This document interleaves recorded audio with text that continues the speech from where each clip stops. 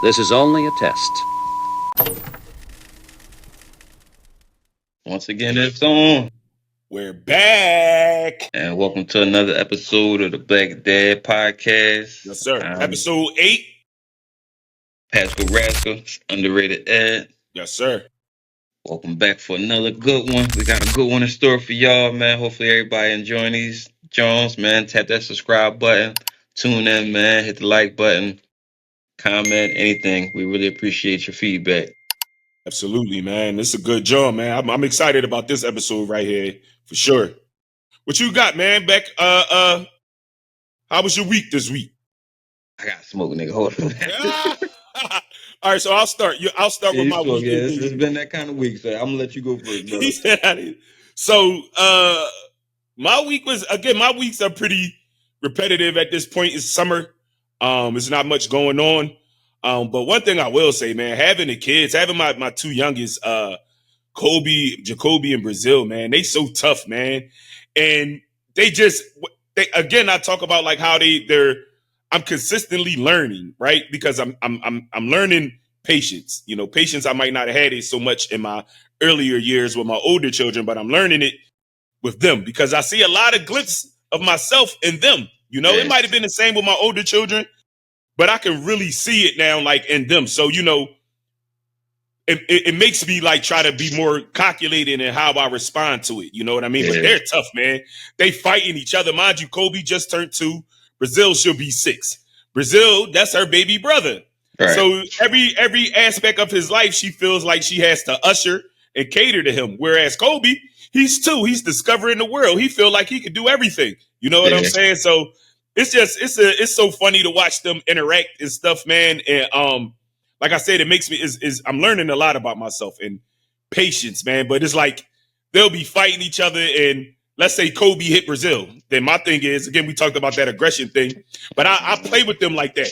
You know, I'll start like fighting, wrestling with Kobe. Next thing you know, I'm in a chokehold, Brazil on my back, choking me out. Let go. Listen, Kobe just made her cry for whatever he did. He might have interrupted her playing with her toys or something like that. So I'm like, why you messing with your sister? Leave her alone. Leave her alone. Now she like, leave my brother. Now they end up ganging up on me. And it's just like, I don't understand it, but I kind of like, I love it because it's like, yo, they'll always have that thing. Whereas though, no matter what happens, they'll always stick together. They won't. I'm their father. I gave them life. I gave them their names.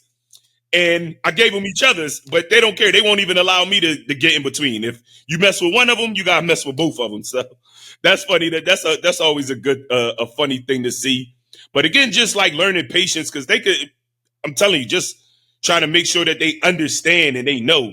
And that's the thing, they're learning, so they might not know. So you may have to be repetitive and continuously keep telling them the same thing over and over and over and over and over and over. So sometimes I look at myself and I laugh at myself like, you got a 22 and a 2-year-old. You know, shout out to Shala. My oldest daughter Shala hit me up this week too. So, you know, pretty much that thing. You know, Shy is, again, she's a mother and she's navigating through life. And one thing I appreciate about my relationship with my daughter Shala is that she don't hesitate to pick up that phone. Mm-hmm. But she's the same. I'm listening to her, you know. A lot of that stuff about her today, she might have hid it when she was younger. Yeah. Today, you know, she lets it out. If something is bothering her, she got some stuff that's going on and it's frustrating, she let me know. Yeah. Because she knows I'm going to like work through it with her. I'm going to help redirect her, right? But I laugh at myself because she's just like her father. Like I look at her and they say the firstborn girl is normally a female version of their father, so. And she know it too. And she knows she just like me too. So again, patience, because even in hearing those things, you know, Shala called me, you know, it's a mirror of myself. And it helps remind me of the growth and the evolution that's required from me. Because it's like, you know, like I'm having those kinds of issues. Like I need to grow, I need to fix that. I need to grow up out of that. My daughter, who I've watched grow up for the last 22 years, is going through some of the stuff I might have just went through last year. You feel me? So it's a lifelong lesson, and I'm blessed. I'm blessed to say the least. You feel me? So, but other than that, the week been pretty good. Got to go to the pool a few times. That was good. It been hot all week. Might even Yeah. hit the pool again today. So that's been it, man. And just working through this, just making sure that we could get this thing pumped out and pushed on time. So that's pretty much all for the week. That sounds like a good week, man. Lord. Listen, my kids getting older. They starting doing their own thing, and it's starting to me see now. I got to figure out my own life because I feel like I've been too dependent on my time with my kids, and my kids getting older now. My son, he want to be playing with his mom, boyfriend, son. He want to be over there with him. He want to go out play basketball every day. It's certain things that it's just like they doing their own thing. So it's like I kind of gotta, you know, smoke through it, get through it. Just it's like they getting older. My girl, she want to, my daughters, they like to be over with their friends or their cousins and stuff. So they get more independent. So it's like I don't know. Either I gotta bust out another baby or just, Yeah. or just No, that's my. I was not to cut you in, but I'm listening to you, and it is tough. That's what I hmm went through with my daughters, because my whole up until those preteen years, everything in my life evolved around them. So yeah, when they become, the toughest part is when they, with the daughters, is when they became young women. yeah, I didn't know. So the little goofy, like the stuff I tell you with Kobe in Brazil, like I play fight with them, they love that, right? yeah, But it got to a point where the little goofy stuff I used to do with my daughters, they start making me feel like, why this nigga being weird? Why you acting like that? I'm like, that's what we do. But right, no, they're growing. So it's all you continuously are evolving. The yeah, more the more that they grow, the reason why I say children are a blessing. So if you do wind up having another child, my thing is you still gonna have to meet the children at the next level in whatever level it is, or whatever direction they decide to go. That's the thing I had to learn. It's like, again, I got baby daddy drama. My oldest daughter, called me with baby daddy drama, and while she talking to me, I gotta change Kobe diaper. You know what I'm saying? So it's like balance. You gotta have a balance. You know what I mean? But my fault. No, it'd be the same. I'd be thinking that too, because it's like, do I start all over again? Like, I'm my girl. We've been together for almost 3 years now. I'm 10 years older than my girl, so it's like she may still get time years later, but she still want to have a baby. I'm about to be getting older. I don't say my age because I don't feel it, but you know, I just don't want to get up there. And then it's like I see all the memes and all that. Like y'all still having kids in 20s, 30s, 40s, and 50s. That's the time where your kids is grown, where you able to go enjoy yourself, go outside. You know they living their life. You just check on them, but it's not like where I gotta find a babysitter. I gotta get them from daycare, this and that. So that'd be another thing there I'd be thinking about. Like, damn, do I want to do to start all over again? Like my youngest right now is 3. She'll be 4 this year. So it's like, do I want to start all over again? Like, so it's I won't say a gift and a curse, but it's just be something for me to kind of deal with. Just realizing like I won't say I put too much stock in spending time with my kids, but I feel like I need to niche out an own area of my life, whereas though I can just do my own thing. Like, cause eventually they're going to get older, they're going to do their own thing, and I'm just so my whole life, from the money I make to working multiple jobs to the schedule I have to the type of job I have, simply strictly for them, so I can be around them, be in their lives. So I just kind of gotta figure things out for myself right now. So, Black Dad Yeah. Podcast, don't judge a nigga for smoking. We all have Nah, our moments. nah, you good. It's we human, and we real at the same time. But I'll just say, like, it's definitely it's definitely a challenge. You know what I mean? I went through that same thing, and one of the things that I'm realizing is that regardless, even when you talk about like having younger kids now, you know what I'm saying? Um, my thing is, me and Jazz together, we have children at every level of life. Between her and me, we have children pretty much filling out everything. Every From toddlers all the way up to adults. She got a preteen and a teenager, and I got my son. I got a son he'll be 12. He's basically a preteen, all the way down to 2 years old, and then I got.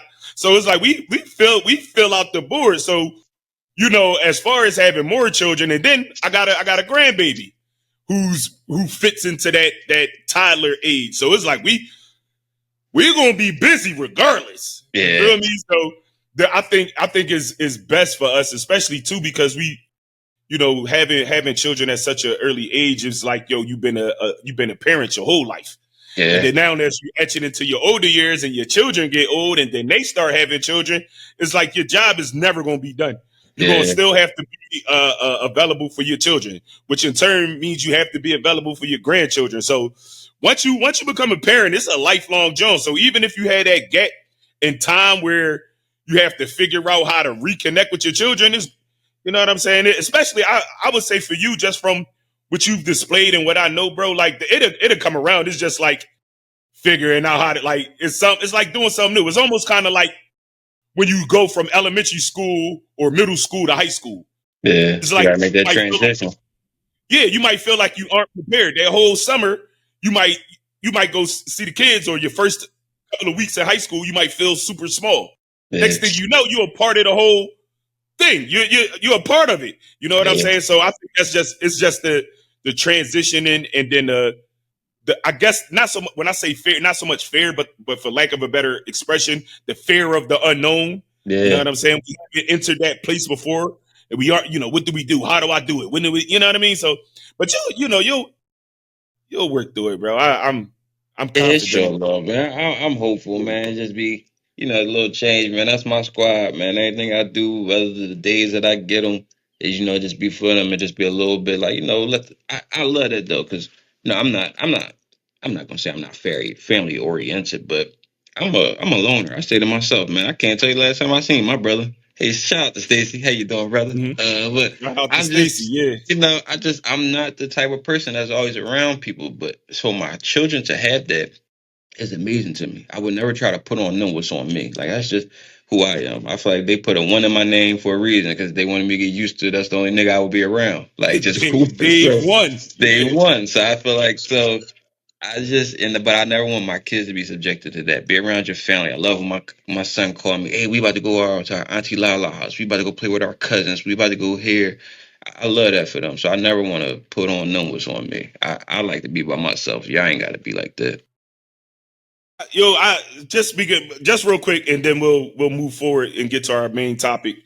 Um, you say that about you, and I have to again. I was talking with Jazz, and we were just talking about a bunch of things. Again, Jazz is somebody who I go back in time with, but even with just talking about what we're doing here and life in general, it's points in time where I'm like, damn, I forgot.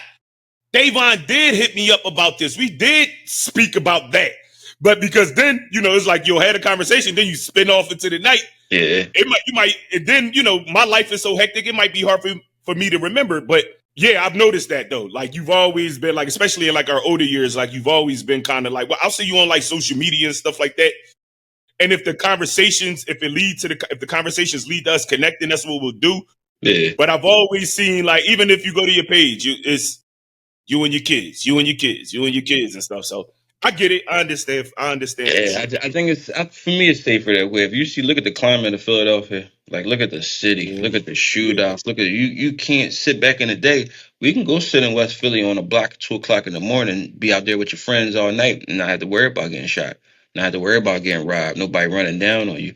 It's a different climate right now, so I be thinking about that a lot, man. Like I just it's bad in these streets right now. So I'd rather sit in the crib, man. Rent is expensive. Shit, I rather what the Shiloh Sanders said. Shit, I enjoy my rent. Like I pay too much of rent to be able to be bouncing back yeah. and forth. Shit, like so. I And know. It's a safe space to be in the house nowadays for me. I think.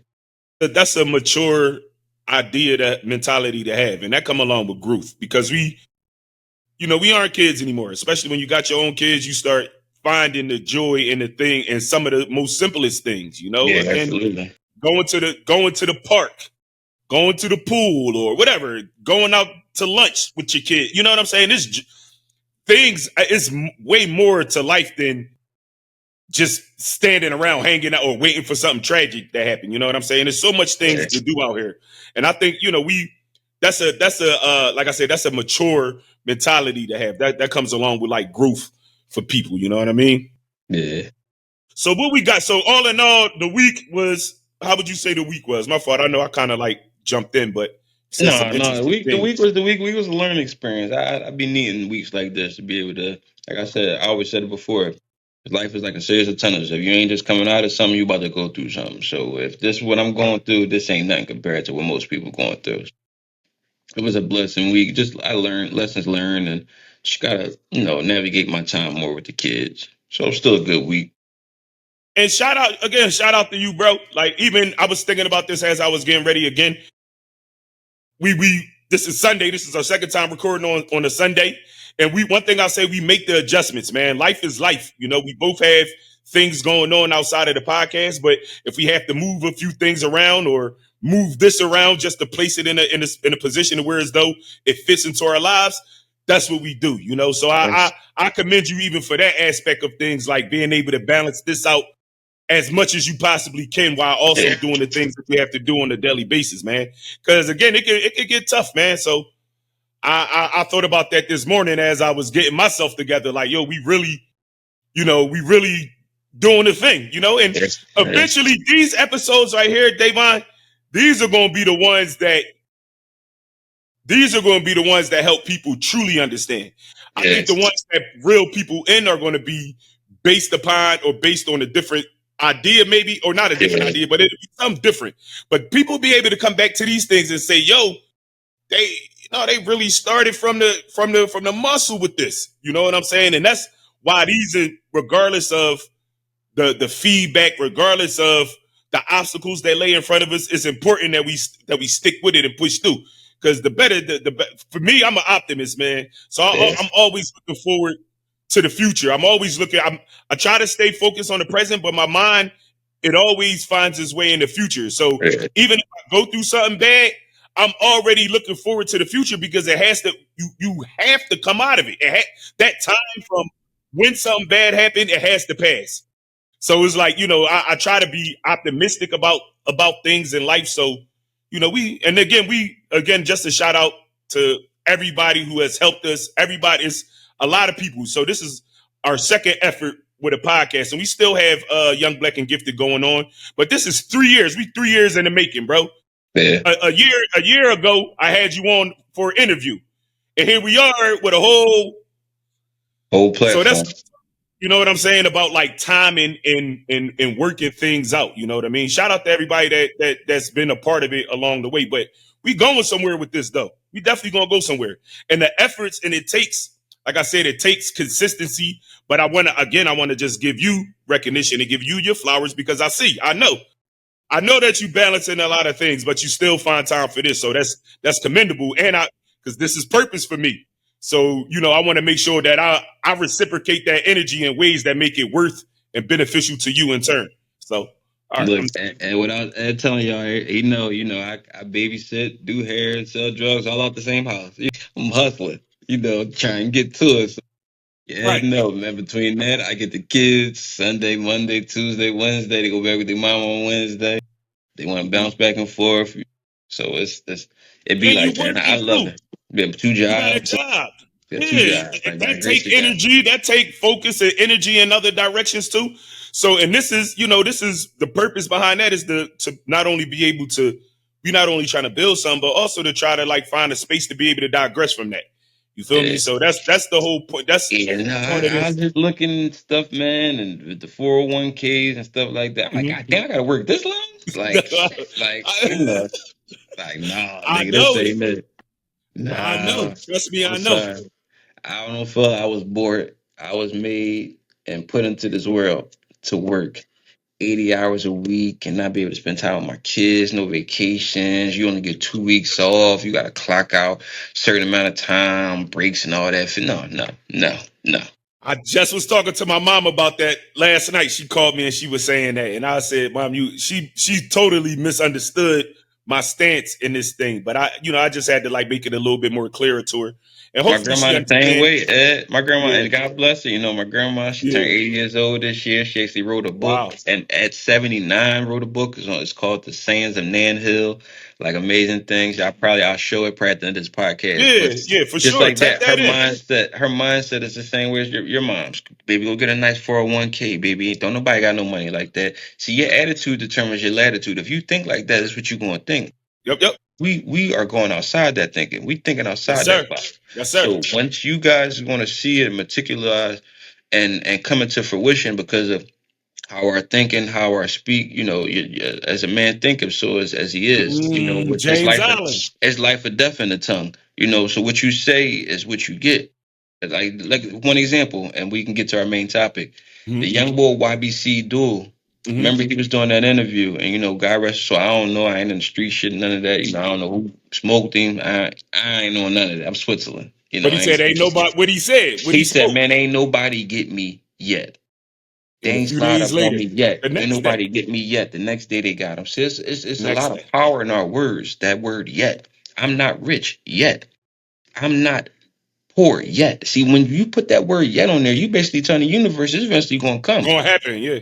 So when I It's say to happening. myself, "Man, I'm not rich yet. I'm not in the home I want to be yet," I speak into existence because I know it's coming. So that was my little message, man. We're gonna get into the main topic because my man got the Sir. Red Sox hat on. Yes, So that's sir. actually our main topic today, man. About 26 years ago, probably Yes, sir. this Damn. summer, Ed and Damn. I were on a legendary baseball team in the Derby Little League called the Red Sox. We never lost a game. We went 17-0, won a championship. I think Ed and me, and I want to say Vince, actually got the last three outs of the Mm-hmm. championship. Mm-hmm. Uh, was consistent. So we wanted to kind of talk about that and Mm-hmm. what did we learn during those times? Where were we in life during those times, and what will we say to our younger selves, about those moments if we could talk to us. So yeah, that was definitely a good point in time for me. Even when I just the existence of Derby Little League, even some of the even though we went 17-0, even some of the teams we played against, it's so funny because I grew up with a lot of them guys. So even through our troubled teen years, I can look back to our youth and say, yo, it was a point in time where everybody had, so I don't care how gangster you think you was in Derby Little League. I remember. You feel me? Yeah, So yeah, it provided something for us to do in the community. You know what I'm saying? And I had only been playing baseball. Well, I was probably playing. I played for one other time, and I was probably about 8 or 9 years old for Cobbs Creek Little League over there on like 62nd, 61st and Cobbs Creek. right. However, when I came to Derby Little League, and what was that, 99, I was only out there for 2 years. So maybe my mom had just figured or found something out, Yeah, with us being new to the neighborhood, and she signed me up. And I tell you this though, I didn't expect for us to be undefeated. I was just going out there doing the things, playing the game that I love. Shout out, you mentioned a few guys. I mentioned a few other guys that I remember. Rolandis Joseph. He yeah. wasn't in our picture that day, but he was a big part of our success also.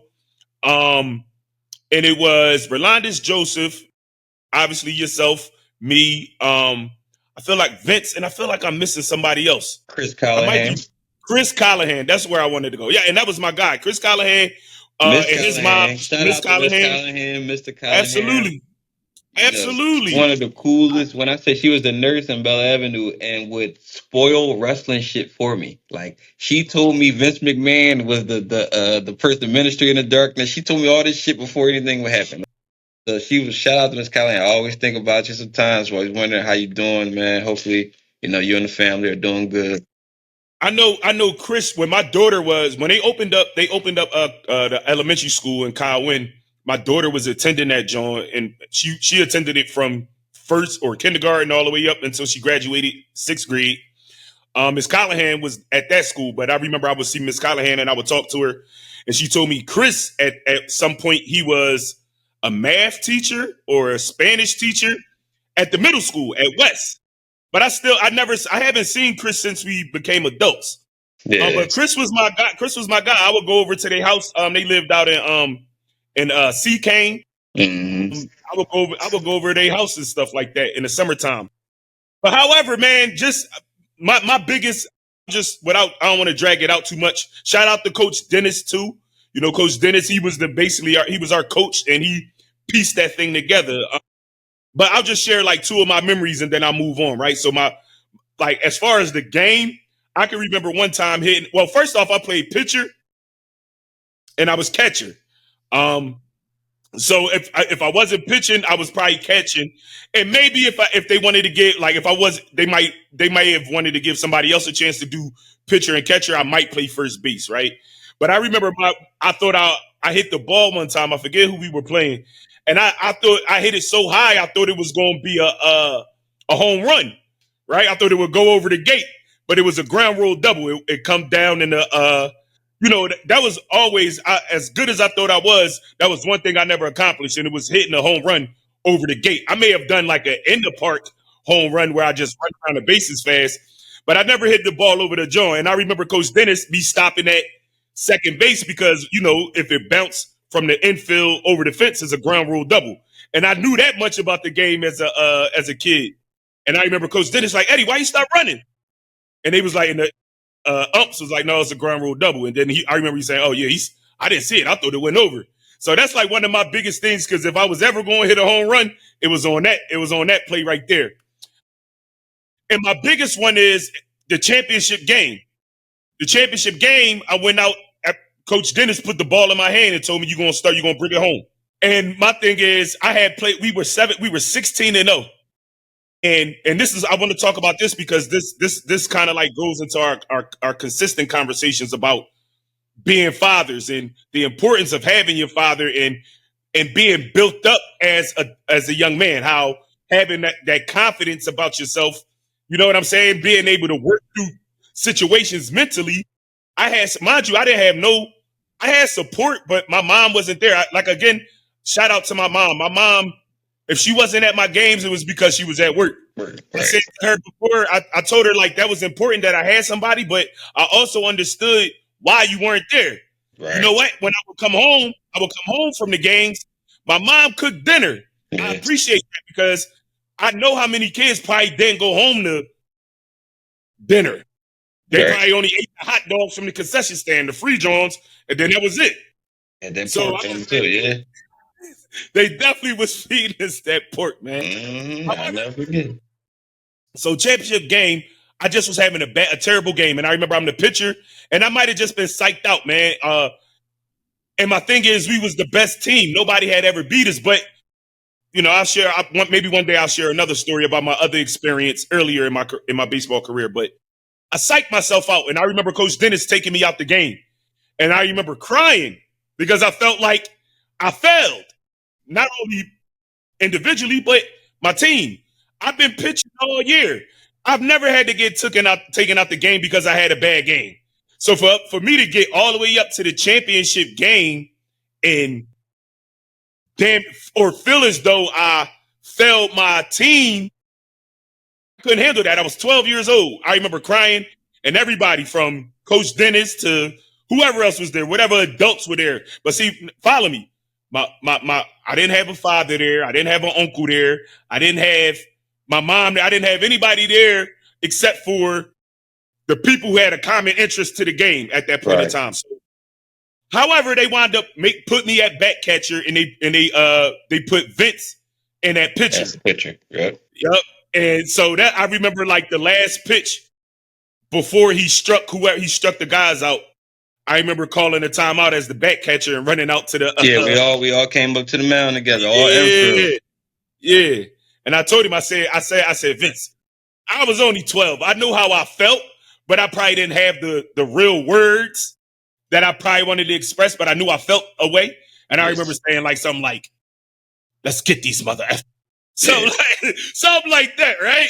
And I remember Vince throwing the final pitch and us winning the championship, and the rest is history, right? Yeah. But I was still able to, even emotionally, I was still able to get past that feeling of like, yo, I had failed my team. I failed individually, and still get back and put myself in a position to help us ultimately win. You feel me? And but my point, and even that is just like to say the importance of young men having that figure in their lives. Yeah. That's another thing I expressed to my mom. I said, Mom, I'm a grown man, and I still I could use a mentor. I don't have it.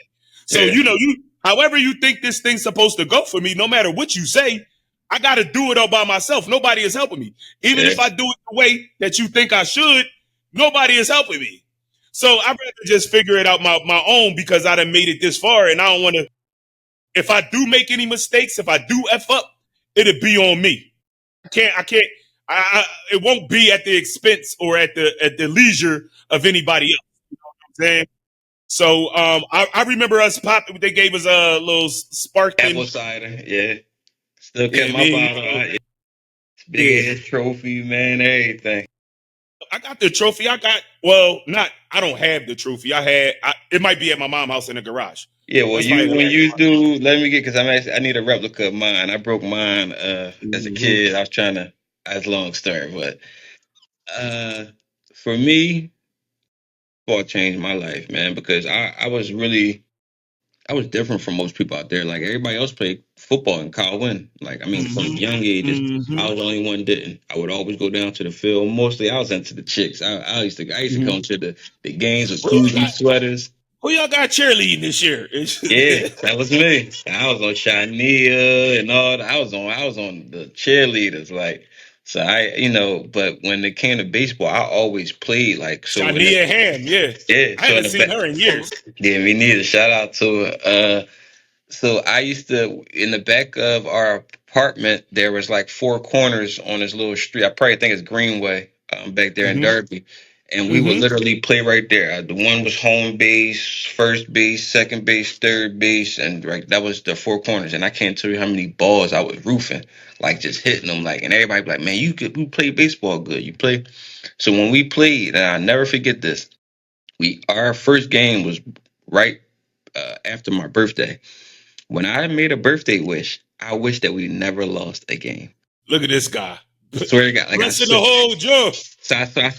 I said, I pray we win every game. Like I just because, and what baseball gave me was confidence. Like I was really Mm-hmm. a lacked confidence growing up, but with Coach Dennis and we would have practices and I would be, I would psych myself out and he would, help me show me I can hit the ball long. I never forget when we had a practice one time, I hit the ball because it was like a dirt. Like if you hit the ball straight Mm-hmm. ahead, like it was like dirt and grass all the way back there over the gate, but Mm-hmm. it was straight and I hit the ball back there and that gave me the Mm-hmm. most confidence ever. Like so Mm-hmm. it'd be time we'd be in the games and I'd be like, all right, I'm about to hit off and field home run just because I'm fast. So just talking shit, just doing that Yeah. and we used to be like Mark McGuire and we'd be counting how many home runs we had in the season or how many times we Mm-hmm. scored. So it was Mm-hmm. the most confidence and Coach Dennis to me still to this day is probably one of the most impactful and important people in my life to speak the confidence that he spoke in me. Like in the same way, I didn't have my mom. She was doing her own thing. I had a brother and a sister. I was coming to games by myself. I would ride the bikes around to the field. It was been times where Coach Dennis would suspend me if I didn't behave right. Still would come Mm-hmm. to the game and support. Or it'd be days where I didn't have nothing going on. I ride to the field. Coach Dennis would be there. Just not even he would be umpiring another team, just helping out. One of my players could play. Y'all missing a player. My player could come in. So it would be stuff like that, and it showed belief in me. And sometimes the biggest thing for a youth is somebody believing in you when you don't believe in yourself. And it's been so many times. I've doubted myself, and I would go back to those moments like, man, he believed in me when I didn't believe in myself. So it was really one of the greatest experiences of my life. I still like I want to get my trophy remade. So when you get a pet nigga, I go somewhere, I get that joint remade. Like, The physical trophy, I'll let you know. Next time I visit my mom's house, I'll check it yeah, out. shit, I we might got have because the it was a physical big trophy. joint. That joint was tall off the ground, everything. It was Yeah. 17-0. Like I so, got a picture of them in my. I got a picture of my group of trophies. I'll send yeah, that to even you. though But you I send think it prison, I they think can make a replica. I mean, shit, it's still mine. I won. So, uh, it's. so that was really the biggest thing, man. And it really, and then it changed to my adulthood. I've been a coach out here in Wilmington for almost 5 years now, and I've coached at every Mhm. level except for the majors. I've coached pitching, coach pitching, machine pitching, minors, majors, t-ball. Like, and I love it all. Like, I love to teach these young boys the game. And it's times where maybe some parents or some league executives may be annoying or something, but I still fight through it. I still get to the games. And right now, my son ain't even playing. My son play football. So when I'm coaching baseball, I'm just coaching just for the love of the game, not even just to see my kids succeed. I got a group of young boys right now in T-ball. I want to say I got 4 or 5. And I feel as though these young boys will make it to the league if they that consistent. I mean, they that Mhm. nice already towards though they making the plays, making the throws, they hitting the ball. I mean, I got hitters. So if I progress with them and go up every level with them these next few years, that's a joy to me right there because it's like I'm giving something back to the game that was given to me. Coach Dennis and them, they weren't paid. We're not paid as coaches. If our parents want to do something for us, and like that's cool, but we do it strictly for the love, and that's what I still do it for. So I get annoyed Yeah. sometimes, but I definitely will be back coaching again. It'll be my 6th year, be my 4th year as a head coach, like running a whole team. So I'm really looking forward to it. I love the game, man. It keeps me young, keep me in shape. It's probably hands down one of the best things that ever happened to me. And we've had those conversations about potentially bringing Derby Little League back. What I'll say is that again, my point is that I know guy I could think of like guys that just like me and you, that's just like me and you who played Derby Little League. You feel me? So it was definitely something that was needed, whether the game of baseball was your favorite or if you wanted to go far in it, it was something to do. And I think that was very important for us as young men and young ladies. They had softball, Derby Little League too. It wasn't just for men or boys. Yeah, They had T-ball that where the girls can get involved too. You feel me? So it was something that kept the children of the community active, man. And my guys from shout out to my guys, shout out Kenny and Josh. We had Jimmy Dollinger, Melissa played too in softball. Shout out Melissa. She's Mikey Pappas. They was all my guys from Kawin who I played. We might have had to play them the night that afternoon or evening, but it's summertime, so we playing baseball playing in all the day. schoolyard all day. You feel Hmm. me? And then we got to go suit up and go play against each other in the game. You know what I'm saying? So those were some of the more simpler times in life. But the game of baseball definitely provided us with something to do on our off time. And like you said, even being good at it, finding your confidence in it. You feel me? That might have been kind of like my thing too, is because I had been up until that point, I had been so good. Even when I play it for fun on the side, I was so Yeah, good. So now I run into an obstacle at the biggest point for me up until that point, and I didn't understand how to handle it. So yeah. again, I'm gonna just go back to like having that not only that confidence has to come from somewhere. Some kids may be born with it just naturally, but that's probably going to be because of their makeup and their environment too. Upbringing, But yeah. but nonetheless, like if it has to come from somewhere, it doesn't just happen. You feel And me? It has I'm, to and I'm come. gonna and I'm gonna say this too, man. We can definitely, by the grace of God, we can bring Derby Little League back. It don't take much. I have 2 bags of baseball equipment just in my trunk right now. At least for that would be for T-ball and for kids ages, I want to say 10, 11, 12. I got helmets. I got catcher's equipment.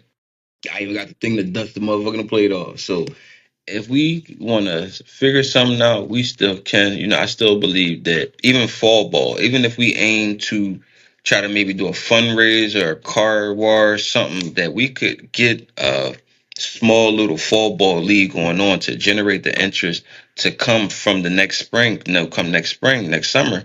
They really be into it. The t-shirts don't take much. The uniform pants ain't much. The socks, And like so, you know what they had back in the day, bro? They had sponsors, yeah, so they was on the that back of the helps. So, jerseys. you know what I mean? You go into the check casher place or the pizza shop back in the day in Derby. You'll see a picture of people like, oh snap, I didn't know that from like '92. Oh snap, there Hmm. goes so and so. But that's what I've realized is just having the right people in position, because all those I'm gonna say this. I don't want to get too deep into the politics of that community, the community we come from, or any community, but having the right people in the positions of power is come on, man. Kyle Wynn doesn't exist no more. Powell doesn't exist, and neither does Derby Little League. None of those things. Well, to me, You it know, kind of seems like they want the turmoil. They don't want the organization. They don't want these kids coming together for these things. They're fearful of the shooting and all that. And all these things can be mitigated with security, with conversations, with community outreach, community policing. All these things can be accomplished.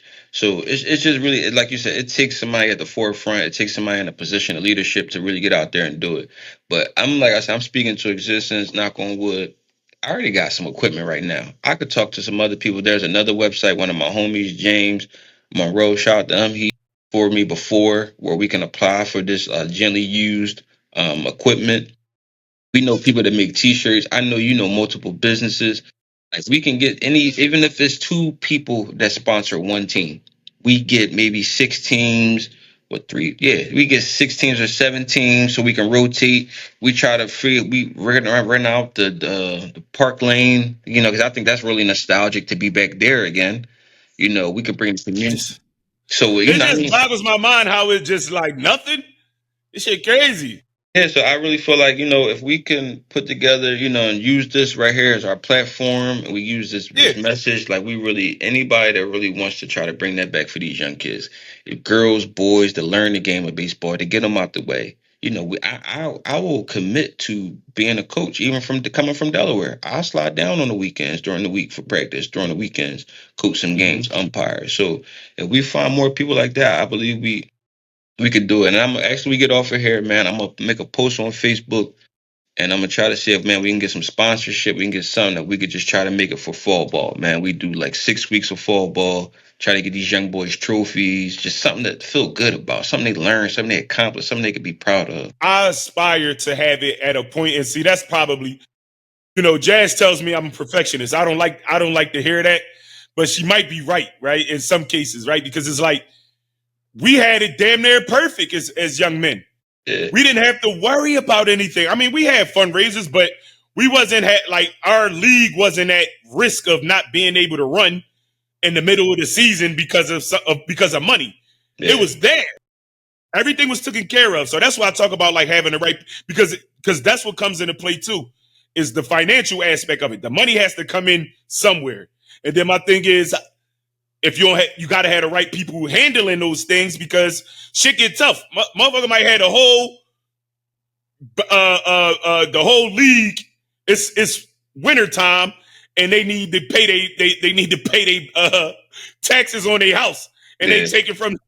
It's like shit like that be going on, and it's like, yo, I don't know, man. It's nutty. I ain't gonna lie, it's nutty, and I really want to change it.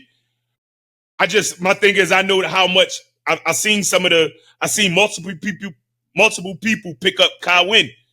Coming from Kawin, Kawin was, they used to call him the team of the '90s. Shout out to Clayton Wilson. I don't mean, I know he go by a different name now, but that's how I know him. I know him as Clayton Wilson, right? And I've been talking to him this weekend. It's just like at some point, it just like shit just went completely left. They can't even get support from the town. I don't. It's like, what's that about? Because yeah. I guess I figured for the town, because it's a nonprofit organization, so it's not bringing the town no money for them to take their own money and then fund a nonprofit. Like, it's just, you got Yeah, to have the well, right it people can bring in the town position, some bro. money if they look at it a different way. If you get in back in the day, and we can, I could say this, and then we could try to get to the other topics. Back in the day, on a Yeah, Friday night, everybody was over on the bridge in Cotton. And you on a Saturday morning before a game, bonfires. everybody over there. They around there. So it's like you it was a hub, it was a location. These kids felt safe. It was an area, there was a playground of a play them, or they could watch the football games where their friends are excelling in. So I think that Mm-hmm. it would be able to generate Mm-hmm. money in a different way from you guys not having to pay for funeral services. You're not having to pay for overtime for police because these kids are shooting each other and all that. You can have the security there. You can do all of that. So I truly believe it's accomplishable. And, by the grace of God, we could try to get it done, or at least try to We gonna influence get to it. that. Yeah, man. But we One got day we'll some, be sponsoring. yeah, I believe so. We get on the next section. You can get with this, but you can't get with that. Okay. Native American uh, Association says they want the Redskins changed back from the Commanders. They don't want the Commanders anymore. They want their representation. They believe in it. They love it. They feel as though that was a good representation for them. Can you get with the Redskins being changed, their names being changed back to the Redskins, or? Yeah, and not because of like what they talk about, but I just think for the sport, for the team, culturally, the community. You know what I'm saying? I'm in the DMV area, so I see it, right? I think, and Yeah, especially with some of the potential that they have today to move forward, as they pretty much have the same ordeal. The only thing is the name is different. So changing it back to the Redskins, they won two Super Bowls under that name. So to go back, and then you got this. I know we'll talk about the quarterback at some point in time, but Yeah, you have this new young core who has the potential to win a Super Bowl. I would say go for it. Like, and I've heard some people in the community talk about them wanting to bring back the old stadium. Even, you feel me? So the people in the community want that old feeling back. They don't want like the new aspect of things, right? They want to bring it back to the core of what that team is about. So I could definitely get for it. Jazz is a Redskins fan, so I'm in here having to hear it during the football season because she a Redskins fan, so, or a Commanders fan, however you will. But I could definitely get with them going back to the Redskins. I think it'll be good. It'll be good for the community. yeah. I believe if the Native American Association is saying that they're okay with it, then who were we to politicize it or try to make it a racially motivated name or something like that? I think we still got the Chiefs. Um, or it was another Chiefs that were in the Black Hawks. Who was the baseball team? Weren't they They the? the Guardians now. They was the Indian Cleveland Indians. They call themselves the Guardians now. Yeah, and that's taken away from our history, because Native Americans were here, originally before anyone else. So why do we have to whitewash things? So I'm in complete agreement with it. Yeah, I like that. I like the Redskins going back to that. That's just I think people are hard pressed to call them anything else. Anyhow, Yeah, I think when people tend to talk about them, you going to call them the Redskins first before you call them anything else. yeah. A viral video that's trending right now online shows a man catching his girl riding around with her sugar daddy. He pulls her out the car. Can you get with this, or you can't get with that? I mean, from what I can, well, personally, from the outside looking in, no, I can't get with that. But from it's different perspectives in there. You feel me? So when these things happen and there's different angles that's happening, it's like I try to look at it from whatever's point of view. But Right. overall, for me, I would say no. Like if I was in his footsteps, I wouldn't have. It wouldn't have. I wouldn't have done that. I would have wait to deal with her. I would have waited for the more opportune time. I wouldn't have been riding around town stalking her, trying to find her and all that stuff. Like I wouldn't have put myself in that kind of predicament. I would have just figured it out when I figured it out. Um, and I also tried to like understand from the old head standpoint, like what his, you know what I'm saying? Like he ain't pulled off or nothing. And with these young boys, you got to be careful. They'll just start shooting for nothing. You feel me? And shooting at nothing. You feel Yeah. me? So I'm like, the old head seemed pretty cool about it. He ain't seemed too bothered. You That feel wasn't me? old head first rodeo with young bull. I've been in these Yeah. situations. Okay. You Okay. could Okay. that was Okay. his first rodeo. So he seen that nigga before. He knew that nigga wasn't doing nothing but coming to get her. Come on. Come Listen, on. I can listen, before I tell you listen, I can't tell you how many times I was with this one girl and I done got caught in the bed with this girl, niggas knocking on the window in the room. Another time motherfucker had the key. Listen, me and the girl we in the kitchen vibing one time. Yeah. I turn around, I look up, I see two little dogs. Where the fuck these dogs come at? But she going. She in the hallway with the nigga. Her and the nigga was sharing custody of the dogs. They ain't together no more, He but came they to dropped. drop the dogs He off. come to drop the dog. He got the key. She like, Davon, can you just leave? Like, I don't want to cause no Oh my problem. god. I don't want no beef. But listen, for me, in that situation, I'm a pimp by blood, not relation. I don't chase them, I replace them. So I ain't about to Okay. pull you out no car. I ain't even gonna say Yeah. nothing to you. I ain't even making no scene, baby. If you in a car with another nigga, that just show me you ain't for me. So what would be the point of me displaying all that energy, all that anger? That you played yourself. You know how many women in this out here compared to men? I think what they say in the last days is going to be what 100 to 1, 30 to 1 women to a good man. There's a lot of men out here don't even like women. So listen, there's a lot of women That out never here. might triple or shit. It's gonna That triple. number might quadruple. You hear me? So Yeah, that's why yeah. if you got a good man and you got somebody that's in your life that's willing to fight for you, willing to provide for you, don't even jeopardize that by even dealing with an old sugar daddy because you in love with the moment. That nigga got that money for the moment, but you would have somebody that you could build with a lifetime. So we And I just can't. Go ahead. I'm sorry. listen. No. Listen, go ahead. Go ahead. I was just saying, just like money. That's why they say money is the root of evil, right? Love of money. Because that what exactly because it's not the existence of it, it's what The people love. do and how Mm-hmm. people place it in their lives. Yeah. Because as somebody, even as an older guy, 20, 30 years a girl senior, it's like, come on, man, like go play somewhere else.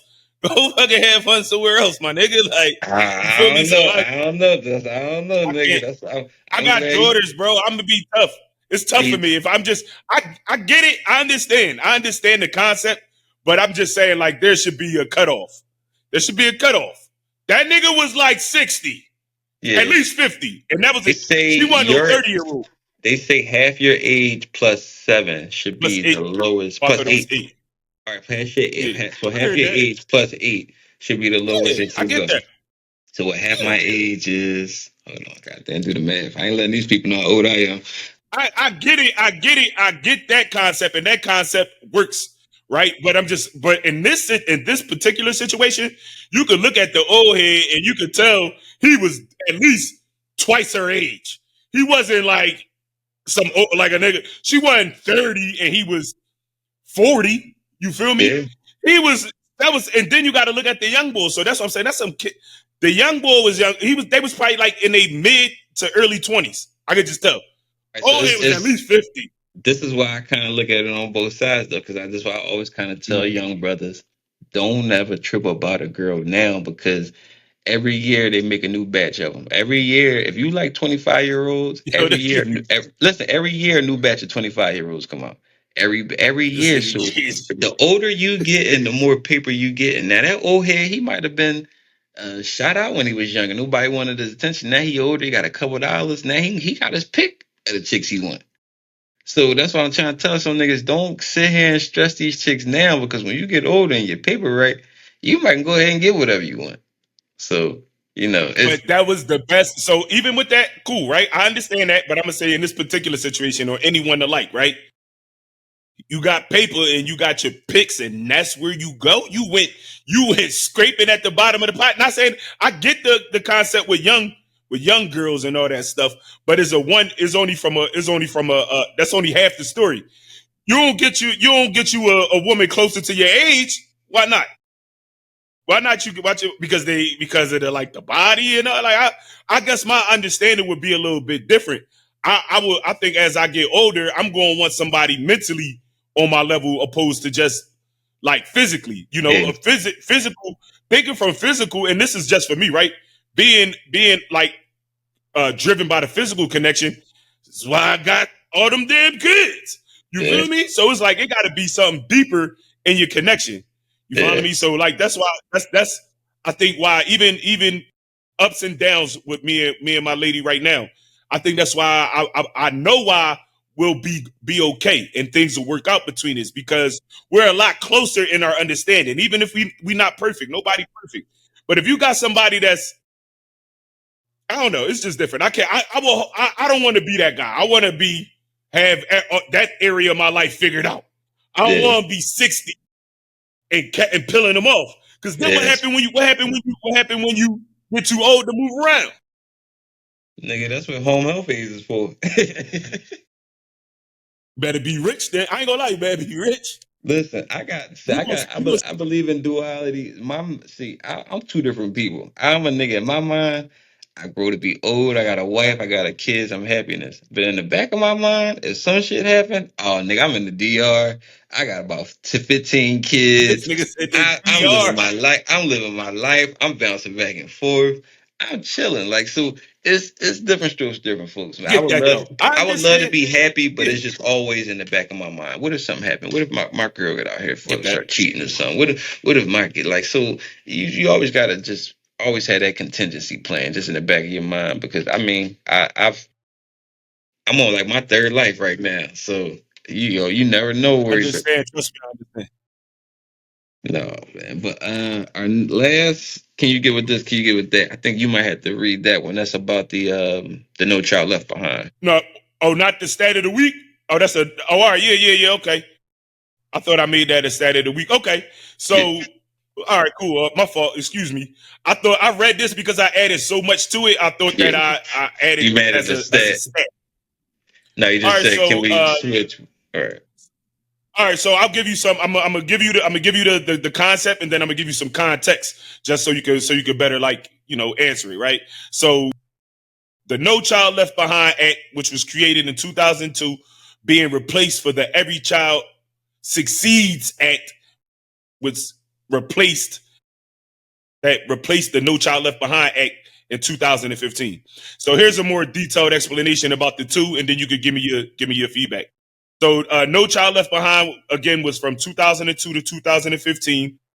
It was an act that the U.S. federal law focuses on standards based education reform, aiming to improve outcomes for public school students by setting high standards and measuring progress.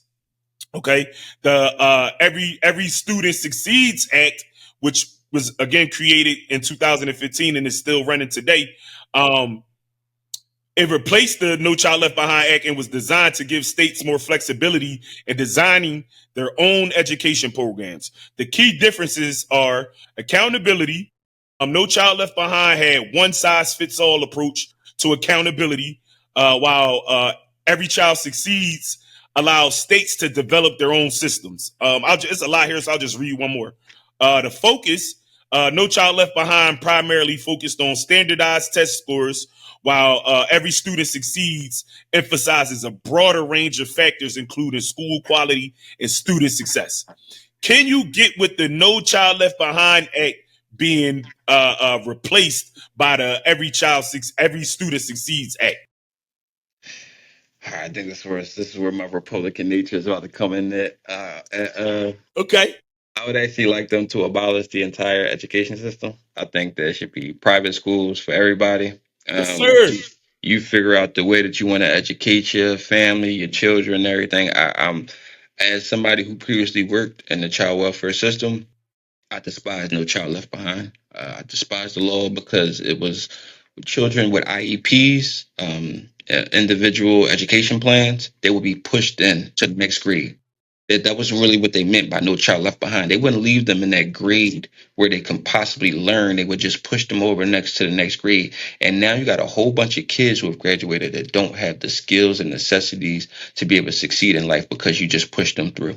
We went by the IEP, the grades were this and that. They just pushed them through, and now that's why you got a lot of children right now who are reading at a third grade level. You got a lot of children right now who can't do basic math, can't tell you what homeostasis is from science, or can't tell you the capitals of states. So I agree with the notion that standardized testing should not be the primary way that we evaluate children. But I also believe that the education system in general is just broken, and we should just really figure out a way to just break it out. Everybody get the individual educations. If you people in Florida, they want that no woke ideology where they don't want these children to read the books. Let them have that. If you want to be up north and you want the library full of books from Langston Hughes, Maya Angelou, or Nikki Giovanni, then you can do that. So I think it should just be based off by state preference. Yeah, I agree. I agree with the notion that the education system is trash. You feel me? Like we've had this conversation before about just some of the curriculums there. You know what I mean? Yeah, And there are some schools, because I won't say all, but overall, because there are some in some states, in some areas, that are operating in that space of creating, taking accountability for their own thing, and they have those important aspects of education in place. But again, I speak for like the inner cities and the public schools because that's what I'm exposed to. That's what I'm a product of. And it's just like, there's so many different things. And if, like you said, if a kid doesn't understand, especially this new math they create, and they just create anything. Yeah. If a child doesn't understand long division, right, it shouldn't dictate. And I'm just saying long division. It might be a better example, but if a child doesn't understand long division or even science, the whatever, it doesn't dictate. It shouldn't dictate um, their level of intelligence, if you will. Because I said I'm an optimist. I'm always thinking to the future.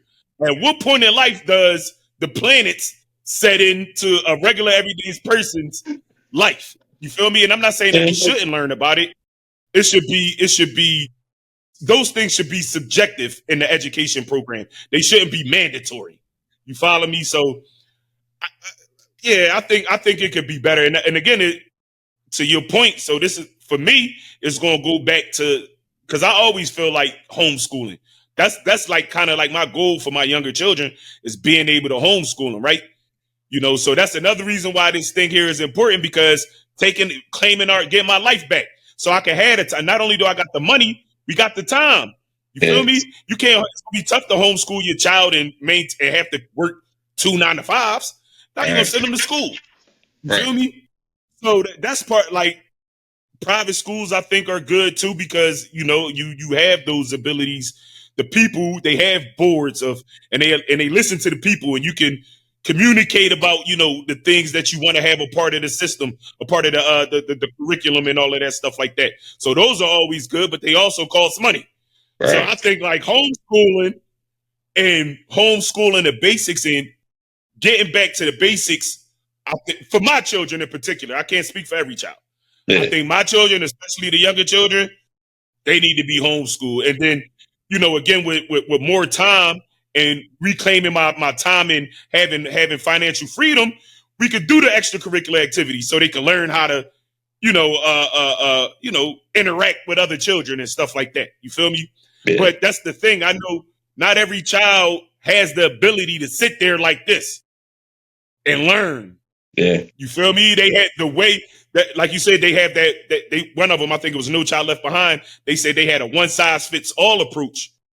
And it's like one size doesn't fit all. Some children may, I guess that's why they came up with the IEP program. But it should be more, if you have what is it, an individual education plan? That's what you called it? Yeah. Because I had an IEP. So my thing is,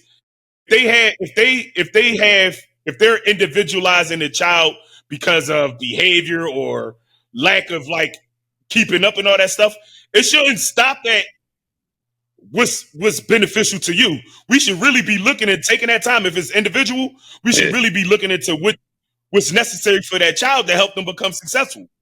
But it caps off at some point. You know what No. I'm saying? So that's why I would say like the educational program, the educational system is kind of like is not really the best because some children may require more than what the educational system is willing to provide. You know what I'm saying? So, and it doesn't have because we got again. I don't want to put so much on being an entertainer, but we got like wealthy entertainers who got ninth grade educations, Yeah. but they built Nas a ninth grade. But as intelligent as he may be, he educated himself. You Yeah. follow Yeah. me? So Yeah. his like he didn't go to Harvard, but he learned somewhere along the way to invest his money. He made an Yeah. investment in the Ring camera. They didn't teach him that in school. He didn't learn that, and even if he would have graduated, he wouldn't have learned that in his school. You follow me? So that's what I. So just again, not to continuously glorify entertainers, but that's my point. Was say like even with some of those people, right? They've even if the educational system or just the system period failed them, they were Right. able to find ways to survive. Their inability to succeed in that world has not dictated their ability to be successful in life in general. So, that's my thing too. Like finding what's necessary for each individual child and working towards that. Yeah. No, it's one size fits all. That's the reason why they made Magnum condoms. It's not true. You gotta This nigga, yeah, yeah. different strokes for different folks. But we on to our next segment. Right. Is Okay. finish the sentence. I had to charge my laptop. I had to come over here. All right, finish the sentence. If you could rewrite anything in history, it would be what? Rewrite. I would not so much rewrite, but I would bring back all our. We just talked about this. This kind of like goes into like the last thing. I would bring back some of our leaders. A lot of our leaders were like assassinated, or taken or infiltrated. A lot of our programmings and stuff like in the black community were cut short because I don't want to get too like I don't want to be like a radical here on the Black Dad podcast, but I think if some of our leaders had the opportunity to live out their dream or their goals, I Yeah, think it would have helped us as a collective for people. That saying, you cut the head off, the body will fall. yeah, Is every time you see a strong leader come out, whether I've seen it in pilot, we've seen it in politics, we've seen it in entertainment. Once that one strong leader, black leader, come out and they start having people move along to their tune, something tragically happens. You yeah. feel me? Even if you think, so for me, those people would be like the likes of a Marcus Garvey, a Malcolm X. You follow me? If you want to bring it close, if you want to bring, it's a lot of other, Huey P. They infiltrated the Black Black Panther. Panther program. So and even if you want to bring it closer, I don't want to skip over some people, but even so, we talk about the Black Panther program, and then I'll go to Tupac Shakur. His mother was facing 300 years. She Yeah, had pregnant with him in the stomach. They had her thrown in a jail cell, and she went into a courtroom, a Supreme Courtroom, defended herself. She didn't have a lawyer. Defended herself and got all charges acquitted for her and the rest of her group of people who they was trying to falsely accuse of some bullshit. You follow me? So my point is, Tupac is a product of that. You think about, we just said that the Black Panthers have been infiltrated. They had tabs on Pac before Pac knew who he was, yeah. before he picked up a microphone. So now when he start really using his voice, you feel me? It become so. I don't want to be a conspiracy theorist either, but No. however, I think people like that. If Pac would have had, he was only 25, 13 years younger than what I am today. You follow me? And still is considered one of the greatest minds of the generation of this time. So my point is, had he had to, we would have seen him evolve. And I think having those leaders, a Nipsey Hussle, you know what I'm saying? Again, those kinds of people, they had the ability to, even like a Nipsey Hussle. If you think about Nipsey Hussle, people, he had fans, he was popular, but he had really the things that he stood for and the things that he talked about had really taken off once he died. And that's another thing too. That's kind of, it's like once you die, then people start understanding. Now they get it. Oh, okay, let's go back and look at what he's been talking about for the last 15 years. Oh, snap, he really was on it. You know, so just to name a few without going too deep into it, if I could change anything in history, I would bring all our leaders back, right? And I would rewrite the fact that whatever that thing is that's set in place that makes us a threat to the point that we have to die if we hit that threshold, that it never exists. That we're just that it is in place. We're allowed to flourish as individuals. We're allowed to flourish as people. You know what I'm saying? So once you cut the head off, the body fall. You can keep the masses in ignorance because they don't have nothing to look up to. They don't No. have anything left to follow now. You know what I'm saying? So yeah, I would change that for sure. I probably got two I would change. I would probably prevent Kobe and his daughter's death in a helicopter crash. Change that. And I would stop Will Smith from releasing Wild Wild West. Trash ass Yo, movie. There's no reason. Uh, Garbage, Yeah, no, well, should have left that where the shit was at, man. Next, finish the sentence is my biggest inspiration is for me, my grandma. Like go ahead. that's my grandma is my biggest inspiration. To be where she is cognitively at 79 years old, be 80 this year. Written books, has worked with the Innocence Project, helped free men and women who have been incarcerated for long periods of time, getting their sentence reduced. actually kind of started this area late in her life. So it kind of shows like, whatever you could do, you could put your mind to. My grandmother, I think had kids young, eighth grade education. Growing up in that time, raising kids. My grandma's from South Philly, but raising kids in the housing projects is Southwest, and seeing so much. She inspires me daily. The different things she's told me she's come through. So I really I adhere to her lessons often, even if I don't talk to her and I don't hear from her. I can often hear her voice saying little things like, I got the book that she wrote. It's actually right here. Let me get it real quick. And it's just like it shows like Word. the fact is that people could make these things, and this is the book right here, The Sands of Nan Hill. They got a picture of her on Hold back. it up. Yeah, so it's different sayings and the things. Lessons she taught me, man. She would always say different things like a fool and his money will soon part. Don't let your left hand know what your right hand thinking. Let sleeping dogs lie.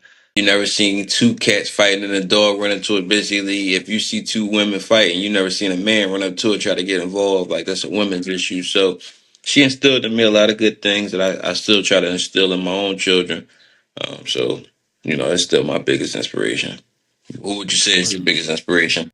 I like that. Shout out to your grandma, man. You always seem to mention grandma and Yeah, big moms. yeah, that's a good John. Ways that she's had effects on your life. So shout out to her.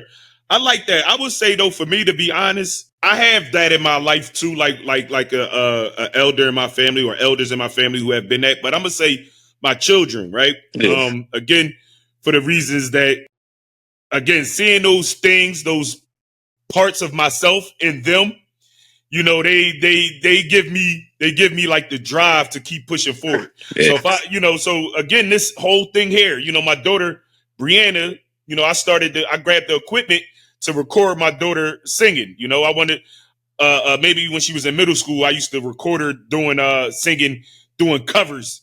That would be kind of like part of her day to day. You need to figure out what song you're gonna sing, record it, and send it to me so I can post it on social media for you. yeah, But I ended up, I wanted to like grow past that and actually record her. So that's how I even invested into this here equipment. I hadn't thought about doing the podcast. I hadn't started. So, I say like they inspire me in ways like that because I may have had an intention to do one thing, but it ends up being beneficial in another way. Had it not been for them, yeah, I probably wouldn't have grabbed the equipment when I grabbed it, right? yeah, And like even just seeing them be successful, in ways that they are, it's motivating, but it keeps me inspired to keep pushing in what I'm doing. My daughter, she had started before I started this again, my daughter did Shala did a YouTube channel, where she was documenting her earlier experiences as being a mother. You know what I'm saying? And I would love to see her get back in that. She did all the same stuff, editing. She did on her own, everything. She did everything on her own, and that really kept me inspired. That inspired me because I'm like, yo, I'm doing that. I've always put that into my children's head to like, just go for it. Do the gifts that you have, the abilities that you have, yeah, allow that to light your way. And I wasn't doing the same for myself at those times. So, and that was the main reason why I wanted to implant that in their minds because I don't want you to be like me having to work, and you yeah, never really find happiness or joy in your life. So, and I still kind of like have to remind them from time to time, but that's why again this thing is so important. I get my life back, I get my time back, I get my financial freedom. I could do this, I could give the same thing to my children. yeah. So now they could be involved in ways that are beneficial and helpful to them. Absolutely. Now we can start talking about, my daughters they braid hair. So we got a whole nother lane that we can approach because you got your time. Right. You can start looking at it instead of it being a job or something that you do because you need to pay your rent. You can start looking at it as a business a venture for yourself. You know what I'm saying? You can make your own scheduling. You ain't got to ask, can you go on vacation or whatnot? You know what I'm saying? You could reposition yourself in your life and in your business endeavor. So that's kind of like, that's why I say my children, because they help drive me with this purpose here also. You know what I'm saying? Because I want to be able to help and benefit them in ways that give them the same freedom that I'm in search of. Gotcha. Last finish the sentence is um, something that you plan on doing before you're leaving this earth is. Talked about it, accomplishing that goal. The same thing. All my shit, that shit flow together, right? Yeah. But and maybe it's just all one thing, but just giving different perspectives of it, of talking about the same thing. You know, that one thing is making sure that I at least, if I haven't accomplished, which that's not a part of the goal, accomplishing the goal would be, that's the one thing. At the very least, positioning my children so that they can. You know what I'm saying? I want to be, I would love to, I want to be a part of it. I want to see it come into fruition so I can enjoy it with them. But breaking that cycle that has been passed down to me and given to me, and that I've watched my ancestors go through. I watched my mom go through it. I want to break that cycle and recreate, what this thing is, as far as life. I don't want to wake up at 60 years old and say, damn, I gotta go to work, or damn, I don't have it. I want to be able to reclaim my life, reclaim my positioning in this thing, and also do it for my children. So again, that idea, how I'm gonna do it, I'm still figuring out. Because again, like I just know it's something in me that makes me feel like, because I've worked jobs, I've had the management positions, I've had the opportunity to take the company man route, and it was something within me that didn't feel aligned, even though the abilities were there. My potential to take that route was there, but it was like it's something left in me that doesn't feel aligned with that. Yeah. So here I am. If I'm able to create my position in somebody else's world that was created long before me, that's going to exist long after me, and I don't feel aligned with it, but I can go into, maybe I'm looking, again, we talking about perspectives. Maybe my perspective on this whole thing is wrong. Maybe why don't I take that same understanding, those same skills, that same ethic, and turn it into and put it into something that I love. Right. And regardless, I feel pleased by doing it. So that, and that was another thing I had to express to my mom too. Like, yo, no big business, no big company that nobody just started overnight. They all had to start from some point. They did, and they stayed consistent throughout the time. Yeah. And eventually it worked out for them. See, what tends to happen is people don't see the results that they want when they want them, and then they give up and they say, oh, you know what? I'm gonna go back this way. Yeah. You follow me? And you may have to set this aside for a second, right? Just to make sure that the foundation is strong enough to keep moving forward. Right. But I've done that a lot of times where it's like, now I ain't did this. I haven't recorded it. I haven't recorded in a year because I worked, because I got a job. So when stuff start getting rocky at the job, it's like, you ain't got the job and you don't have your purpose in alignment. Yeah. So that's my biggest battle at the moment, is making sure that my purpose stays in alignment no matter what other things I have to do outside of that.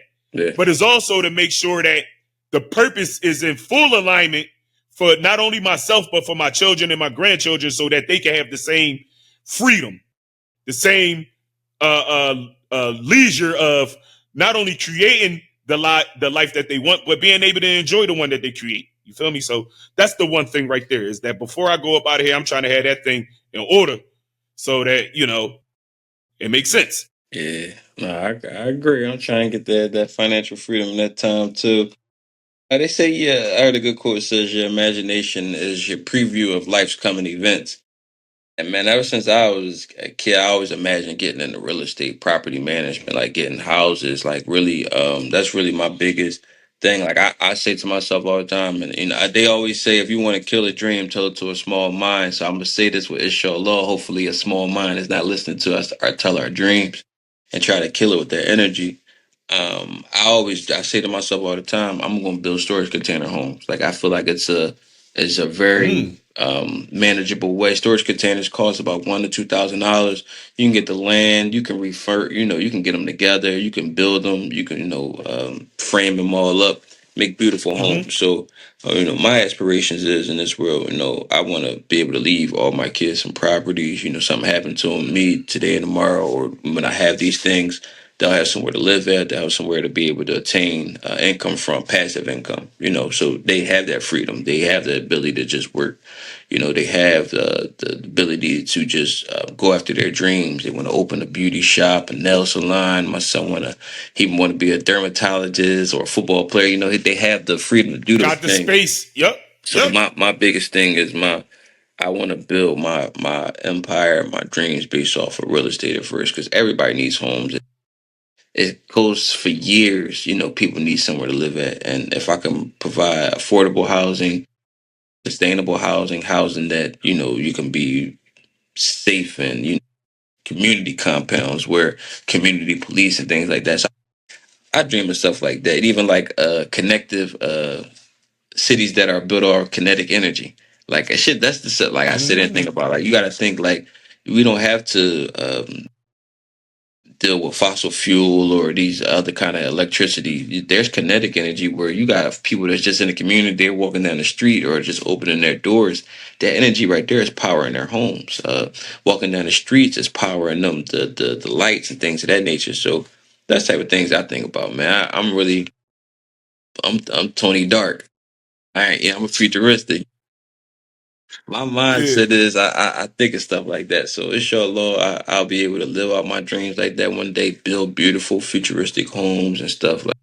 That's the type of shit I'm into. I literally sit and will look at I like that. Zillow for hours or Hmm.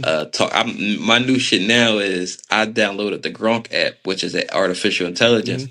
Man, me and my homie be sitting and talking like out to the artificial intelligence. I'm talking about dreams and stuff. So it's really useful to just kind of have somebody to outlet to about those dreams. So Yeah. that's my thing. I want to build houses, man.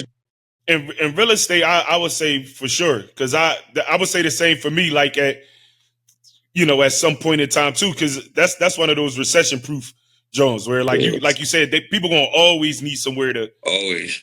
somewhere to go. You feel me? America's So for like sale. that's Like, and even the aspect of like having the land. yeah. So you on the right path. Oh, Like I'm that's believing, a good joint. man. Real estate always a good joint. No, man. So we're in the man cave section now. The Man Cave. Brought to you in part by the YBG Network. Welcome to the man cave, ladies. If you want to stay, you can, fellas. Take your panties out the dryer. It's time to man up. All right. Is Jaden McDaniels the best quarterback in the NFC? I'm gonna have to say no. I know he had one. He had a hell of a, what was that? Just his rookie season. Yeah. We haven't seen that.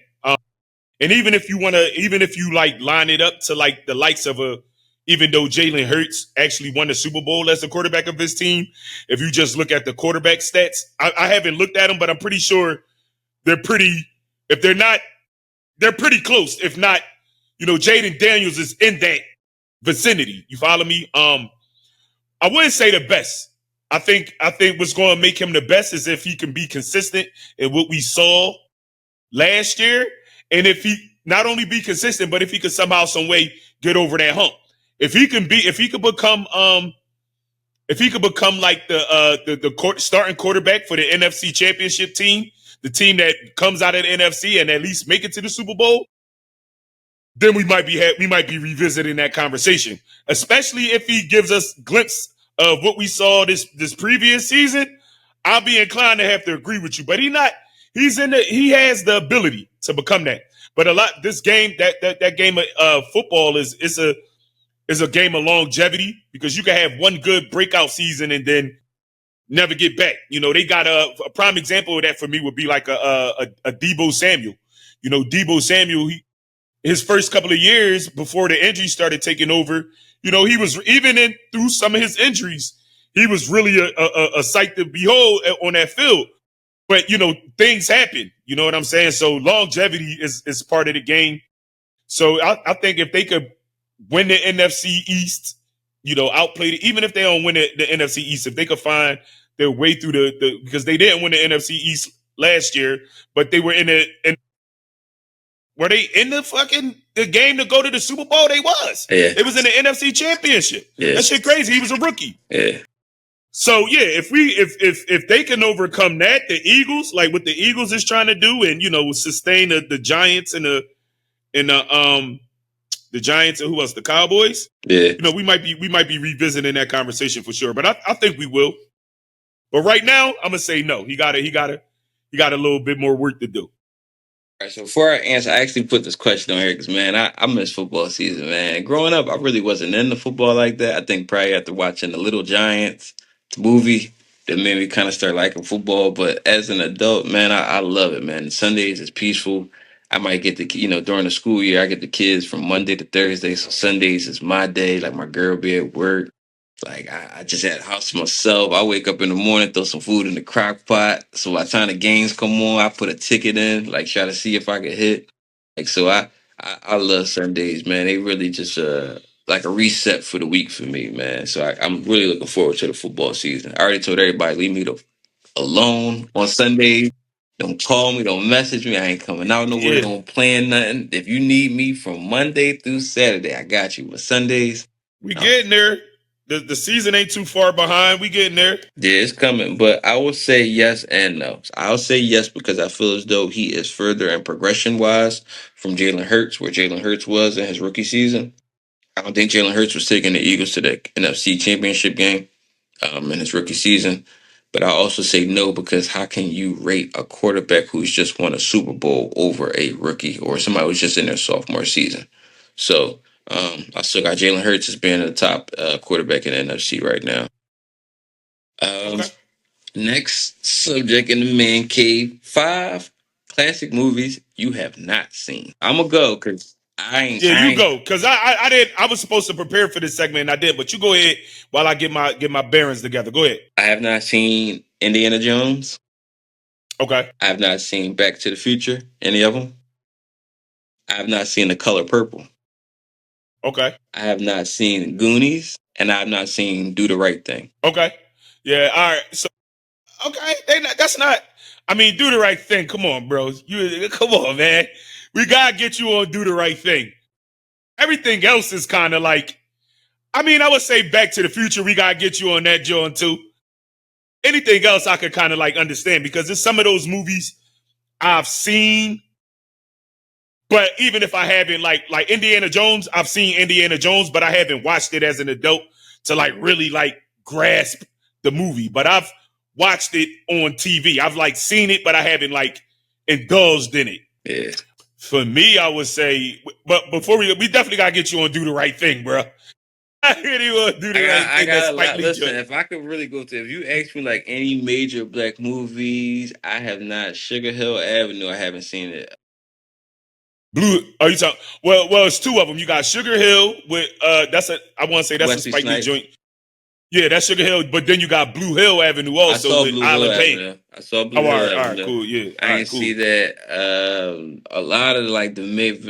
What the fuck? Stand by Me. Haven't seen that. Uh, Okay, I probably haven't seen that either. So no, no, yeah, no, not Stand by Me. What the fuck is the John word? Mr. Clark, where he's he the teacher. Lean on Lean Me. on Me. I Yeah, ain't see, seen Lean we on gotta Me, but get you on that. I seen Stand by Me though. I ain't see Lean on Me. Okay, all right. That's cool. That's cool. I got have a lot because they grind me up all the major. If you name a You see, major black movie, I probably ain't seen it. Like you seen Jungle Fever? no, Nah, Jazz get mad as shit at me. Like she like we are not watching that. Yeah, yeah, I but never no, I seen haven't. Jungle Fever, Yeah, I don't think I ever seen it Philadelphia. either. It's a lot of movies. Yeah, no, I never seen that one. But For me, I'm gonna say like I haven't seen like what is it like for real Big Mama House. I never watched that joint. all I right, mean not Big Mama House, not Big Mama House. I'm sorry. Tyler Perry, What's the Sis, one? Yeah, what's the one? What's the one with a Medea's. Big Mama? The big Um, no, not Medea. Yeah, it's a lot of big Medea movies I ain't seen, but I'm not yeah, even me gonna say neither. that. What's the one with Big Mama and she passed away and all that? See, I don't even know the name Oh, of it. he's Soul Food. Yeah, I never seen Soul Food. All right, I'm gonna just go in that Preacher's Wife, seen Preacher's the Wife. best man, Seen the the best best man. man.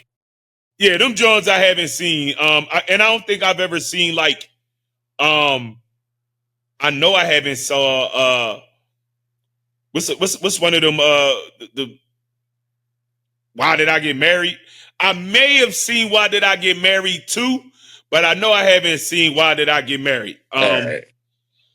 And maybe and that's probably only four, but I've seen a lot of movies, even if I haven't like watched them enough to like be able to talk about it. Like I've seen like enough of it, you Yeah. know what I'm saying? So, but them type of Jones, I ain't really into them Jones like that.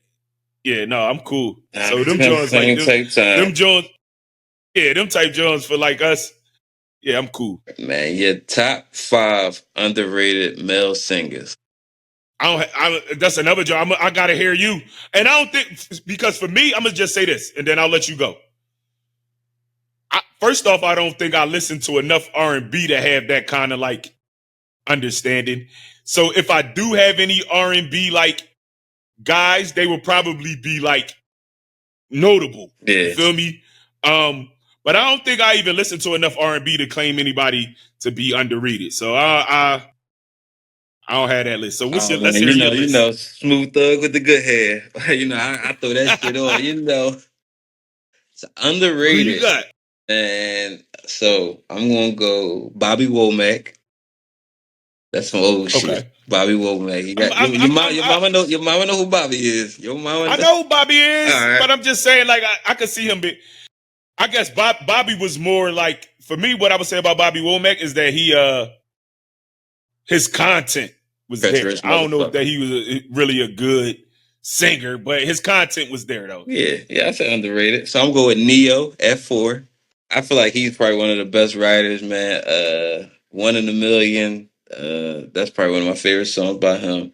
I'm gonna go with Bobby Brown. Now I'm saying underrated because who really sang like Bobby Brown voice like? But you throw on that whole My Prerogative album, classic. I feel like you can Yeah. play that from start to finish.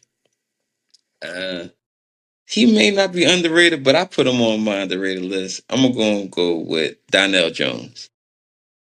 Okay. Where I want to be. He had I don't hear too many people mention him like in like their list of no like. top. Yeah, so that's why I got So him I in can the see him being underrated. underrated. That's a good one. Yeah.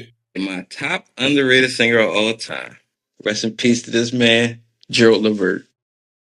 I'm giving Gerald Levert top honestly, underrated. I feel like if you go and listen to all Gerald Levert's material, I mean Gerald, he got some hits. Like, and if you really was a Gerald Levert fan, it's because you knew like that nigga. And they actually say he got a lot of money too. Had a big ass house out Cleveland. He stopped Cameron from selling weed out there. Nigga, I read that. he was connected. So he shout out to Yeah. Gerald, man. Pop still alive. It's part of the I'll say OG. I might not be able to give you five, but again, I would say Wanye. I think Wanye is a good voice. Wanye from Boys to Men. Yeah. And he kind of like carried that group. You feel Yeah. me? He led on a lot of joints. You feel me? So I would say Wanye, and you say Bobby Womack, but I like KC. I like And KC KC and and JoJo. JoJo. Yeah, I like both of them, but you don't really hear. Last thing I think KC was getting, he was on his security guard shoulders. He going through the Yeah, crowd. He got a but piece of chicken. see, now it ain't the same because they, drinking and smoking and all that shit like that. Yeah. But I mean, like in their heyday and their days of like being considered like good as a group. Yeah. And I don't think they ever did. And the reason why I name those guys also because they're from groups and they didn't like go solo. Yeah, well, You know they what I mean? brothers. So they always stuck together. Yeah. Like I wouldn't say like even though like Cisco was a part of a group, he went solo. So I think Cisco has a pretty decent voice too. I don't know if people Boy, you consider about to him make me play as Incomplete. That was thug. my Oh man, that's Cisco Or yeah, I album, was gonna nigga. say thong song. No, nigga. That album, man, as soon as we done this job, I'm putting on Cisco Incomplete, man. Yeah, That Cisco was was a my good. shit.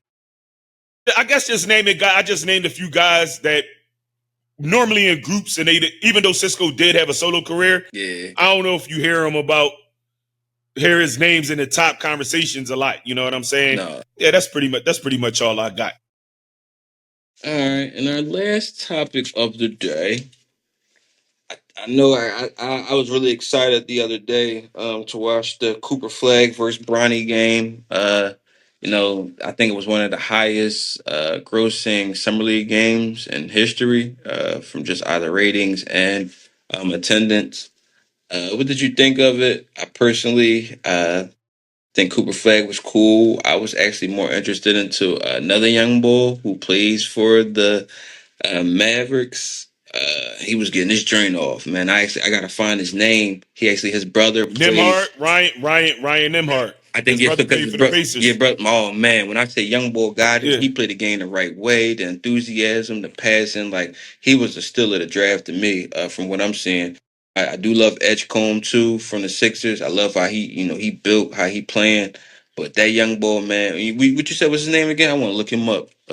And so his brother is Andrew Nimhart. He played on the Pacers Yeah. in the championship, but the young boy you talking about is Ryan Yeah, Nimhart. Ryan Nemhart. So yeah, and because his Uh, brother played the same way, like in the uh, finals, he was getting busy. So, yeah, that was really what I enjoyed about the game. But what about you? How did you like the game? uh, I'll just fast forward to the end of the game, right? I think that for Cooper Flag, who was in his first NBA game, and even though he wasn't playing against like the stars, Yeah, I think somebody even of that caliber who has always been a star, you still gotta get the jitters out because it's like, yo, I'm really here. So yeah, even if it's a summer league game, you might be a little nervous. So I think for it to be his first game, and even on that big of a stage, I think he did pretty decent. right. We did have some glimpse of Bronny. Bronny came out early. I think he had 5 points in the first quarter. Yeah, He played some good defense on Cooper Flag also, but you could just see the difference. Cooper, like I said, Cooper, he's going to eventually, especially being on that team yeah. with the Mavericks with AD, and you got Kyrie, and you got a lot of You veterans on got that team. D You got Lo, Clay Thompson, D. yeah, they Yeah. got. So he'll. I think as the season progresses, No, man. Fuck if Clay they Thompson. He out here with Megan Thee Stallion. I'm sorry, man. I ain't man. Fuck you, Clay. Free Tory, no, man. Fuck out here. You that's out there, funny as shit. Bigfoot. He out here. That's funny as shit. I'm But sorry, man. I think he'll adapt nicely just by having that core. And then he got Jason Kidd as the coach. I think as he gets, but you can still kind of tell like he's still kind of like a young boy. He got to get over that I'm the coolest guy in the room. Yeah. Phil, you know what I'm saying? Yeah. However, so I'll fast forward to the fourth quarter. Now again, shout out to Ryan Nimhard. Those guys were balling out, and they got a few other guys on. They got a few other guys on Dallas. At one point, I'm like, they had somebody 7'5".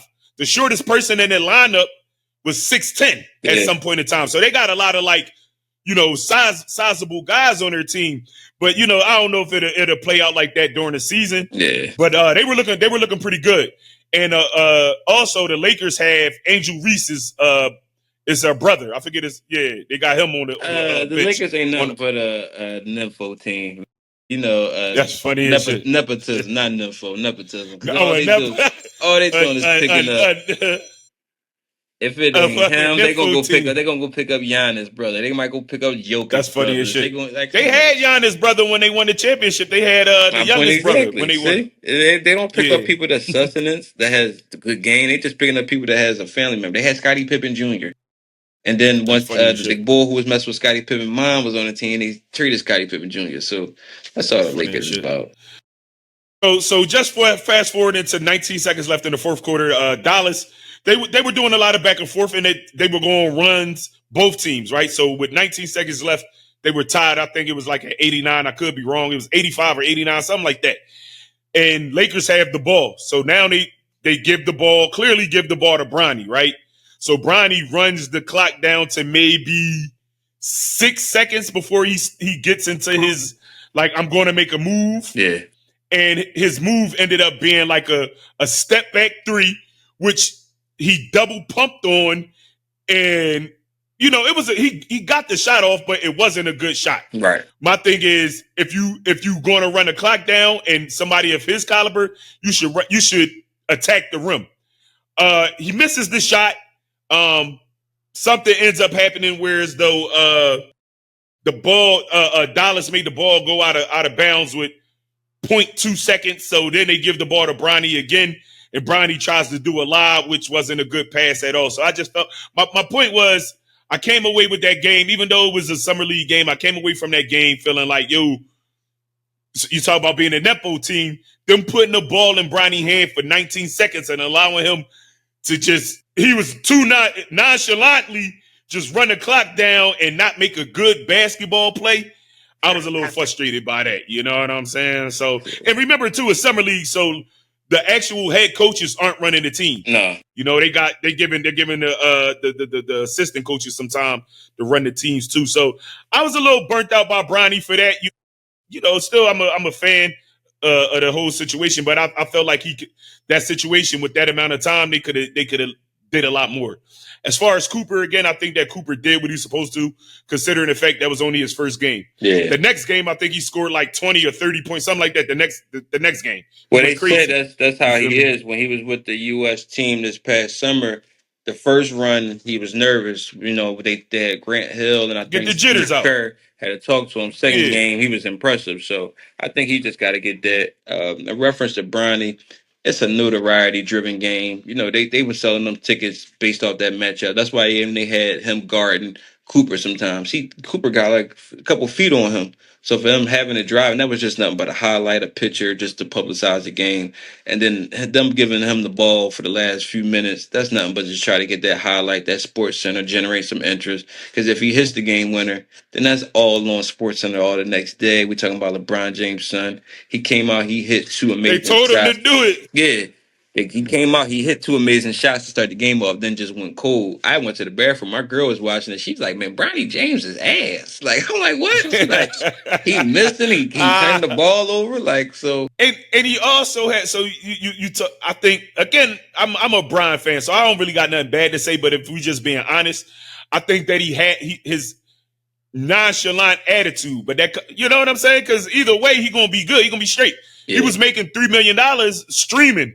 Yeah. Before he got his first NBA Jones. So, and his dad is LeBron. They got a lifetime Nike deal, so he could go do something at Nike. Streaming. Imagine how much money Brian got put up for him. Like he's a billionaire. So with the how he positioned his kids to have generational wealth, that nigga showed up to the game with a see-through off-white Louis Vuitton bag that was like you could tell he was in his dad's closet. That's type shit like you grow with rich parents. I'm like this joy. That's the type of thing I want for my kids. Like, come on, we about to go do dad class. Let's go get his sneaks. So, man, it's amazing to see. I always love to see that young boy, he's progressing. And even on his level and the media training, the conversations, he ain't out here doing nothing dumb. So, it's, he might not be the best player in the league, but it's still a joy to see him. It'll work out. I think it'll work out for him. I just think that he needs that's a heavy load to bear from his position. You know what I'm saying?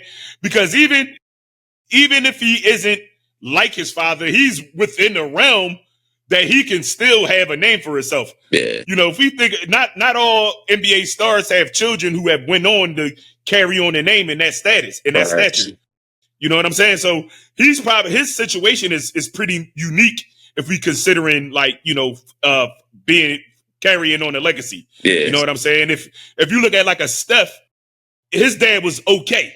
Steph came in, he didn't have too much pressure, but he took off. Yeah. A lot of people like that. A lot of the people who may have came into the NBA and had parents who played before them, they were probably just okay. They wasn't LeBron James stature. Yeah. Look at Jordan's sons. They out there, Jordan's sons out there acting up. You feel me? Yeah. So, I commend Bronny for that. I agree with you. Like he's handling the situation damn near perfect, if you will. You know what I'm saying? So even if he's not the best ball player, he has all the other aspects of the game, you gotta think, pretty well understood, I'll say. He does have a great example from his father, who's gone 22 seasons, basically scandal-free.